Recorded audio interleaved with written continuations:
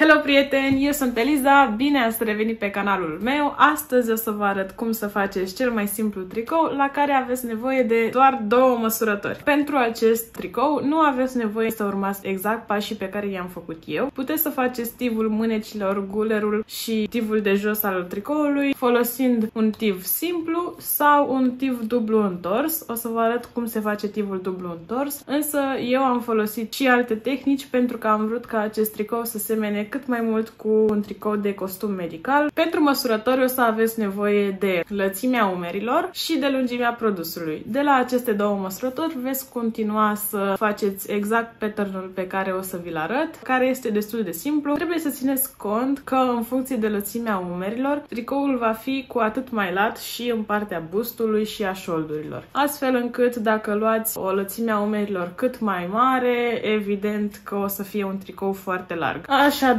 să vă arăt cum să luați măsurile. Vom lua așa, însă vom ține cont să adăugăm și lățime pentru fiecare umăr, ca să vedem cât de mult vrem să ieșim cu mâneca. Eu vă sugerez să nu ieșiți cu mâneca foarte mult, pentru că nu este o mânecă propriu-zisă, ci mai degrabă este o extensie a patternului. Deci nu va fi o cusătură de genul acesta sau dreaptă, ci va fi un tricou cu totul. O să iau de aici, o să urc puțin cu centimetrul și o să cobor puțin. În total o să-mi iasă undeva la 50 de centimetri și o să vă arăt în pașii următori cum să folosiți acești 50 de centimetri.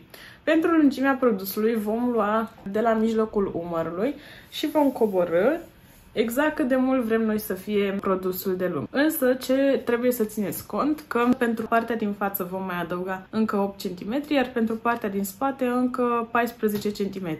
Așadar, pentru mine această lungime va fi undeva tot pe la 50 de cm. Și mai apoi voi prelungi cu încă 8 pe față și încă 13-14 cm pe spate. Deci să trecem la desenarea patternului pe material.